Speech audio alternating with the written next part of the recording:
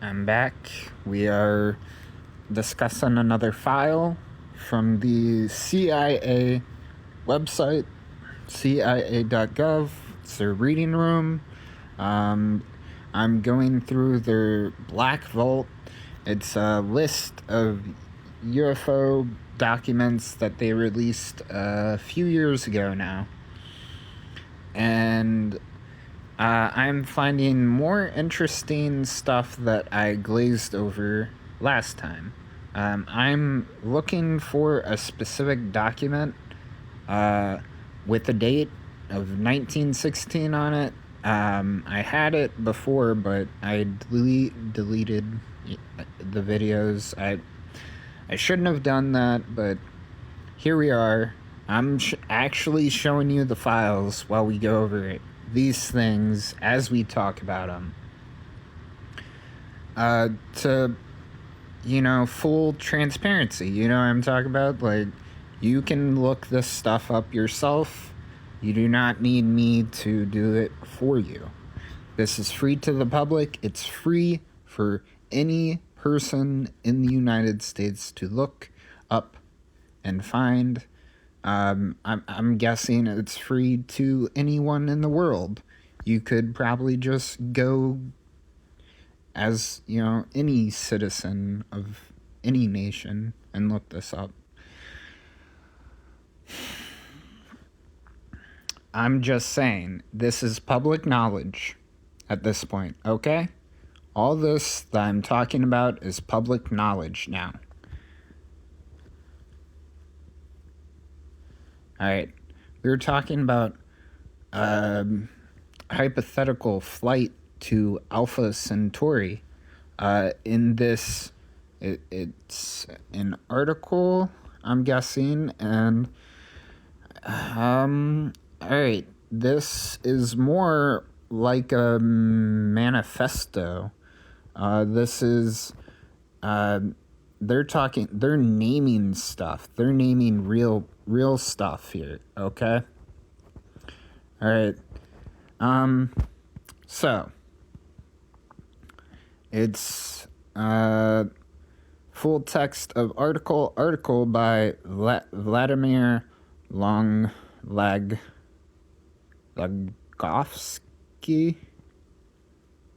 I hope I pronounced that right. I tried. For starters, let's acknowledge that this fact, the rumors that the industrial military complex actually owns the Scientific Production Association, NOP, of experimental machine building is rather seriously interested in flying saucers are justified. I am looking at a document. It is entitled A Protocol of the Test Results of an Exploratory Flying Vehicle Motion Method. At the top, as it should be, it's marked concur with a signature of the deputy commander of the military unit and an official seal. This is followed by the test date, the test location, the object of testing, and the purpose. As for the latter, it says the experiments are carried out in order to access the effect of moving a bulk high T superconductor under the effect of a fast electron flux on it, according to the Flying Vehicle Research Program developed by the Scientific Production Association of the X and the Y military units. Woo-wee! That was a lot. I got through that. Okay. So it goes on and on to explain that they have come up with a new way to extract energy from energy that is already there. And they can produce the effects of a flying saucer, the weightless motion, moving. They can produce those effects with this method. And this method is an electrical method that some guy developed. Hold on, let me. Okay, they talk about Muhammad's tomb. It's a flying object, but they're having problems with it, and then they figured out the problems, and then it's a back and forth. This person is talking to people about this. There are other people in the room talking about this with him. Here we go. On.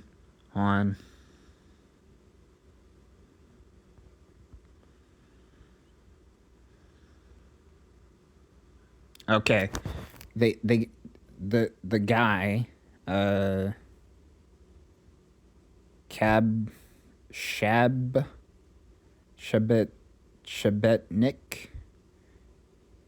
Shabetnik. They are certain they have discovered a new fundamental pattern in the structure of matter. This knowledge enables them to explain the properties of matter differently from the way it has been done thus far. The basis of statistical and probabilistic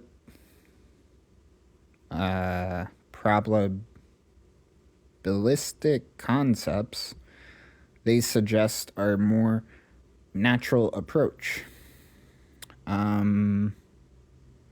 He says that he's not going to disclose all the secrets, but he'll give you a hint that the new superductor can be based on plain iron.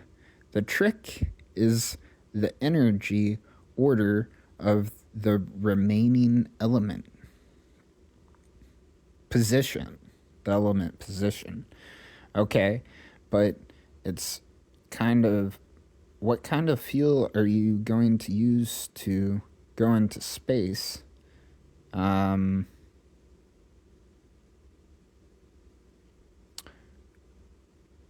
with perpetual motion, will you need a nuclear or fusion reactor on the space vehicle? Will you turn the energy of the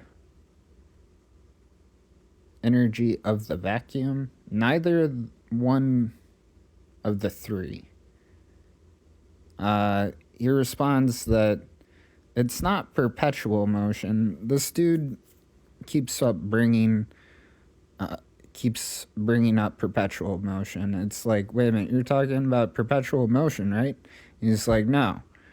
We are talking about extracting energy from the matter. And it can be used in any way.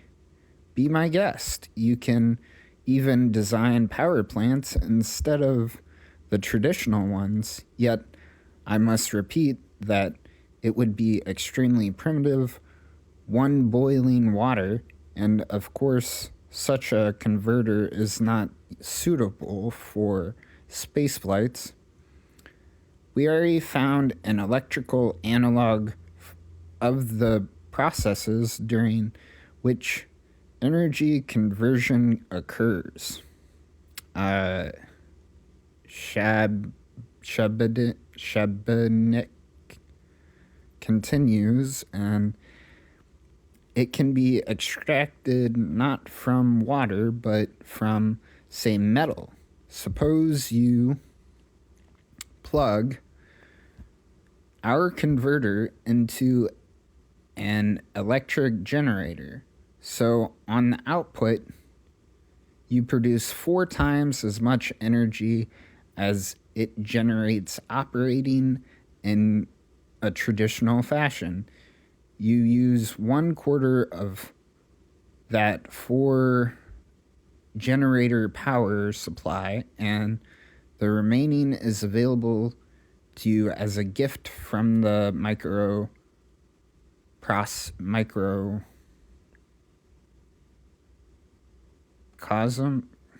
I don't know, micro something. Microcosm. Yet, in reality, of course, everything is a lot more complicated. In essence, the energy converter consists of several simultaneously operating systems. The principal elements are closed superconductors and controlled systems. This is for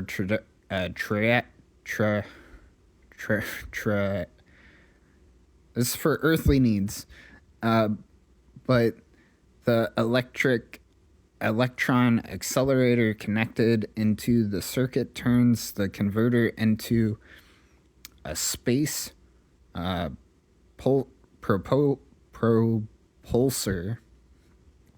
Using it, one can reach Alpha Centauri and back to Earth in 12 years.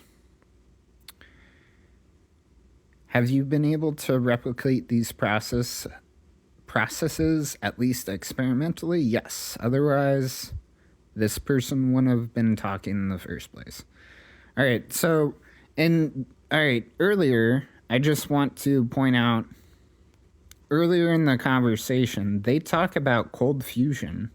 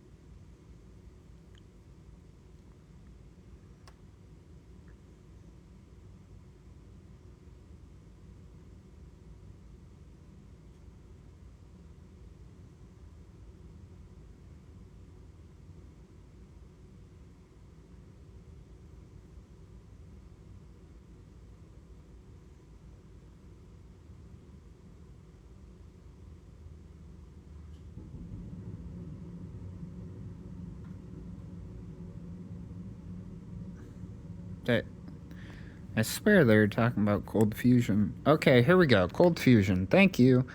Woo-wee. I'm sorry, this one's long for me for searching this. Alright. Here we go.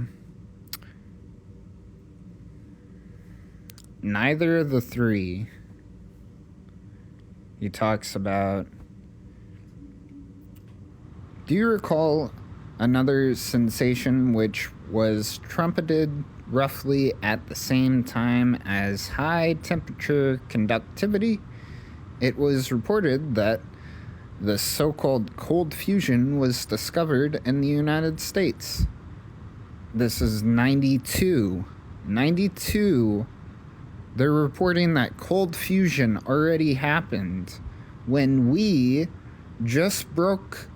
When we publicly just announced that we did those things just recently.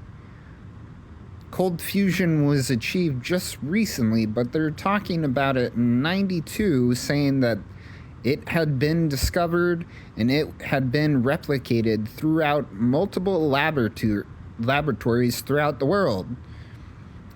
It was replicated yet again could not be explained, and why? Simply because they were trying to find the futures of fusion reactors when they couldn't be found, or where they couldn't be found.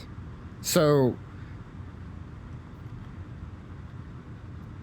they did cold fusion in secret before they ever told the public about it, and also they've figured out a process that they call energy conversion, that they can make 4 times the amount of energy with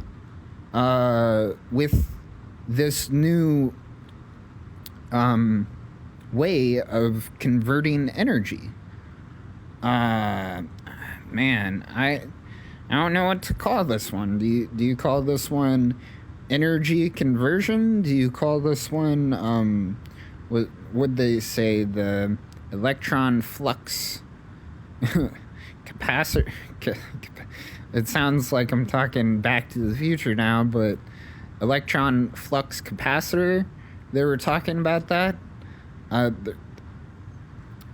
So maybe I'm gonna title this one energy conversion. Yeah, they're just saying that they could make this and make this into electrical generator for cities as well, instead of doing, like, nuclear type of stuff. They found another process, and they haven't been utilizing it for anything except for flying saucers, for their own ARV. That's extremely selfish of the US government for doing that.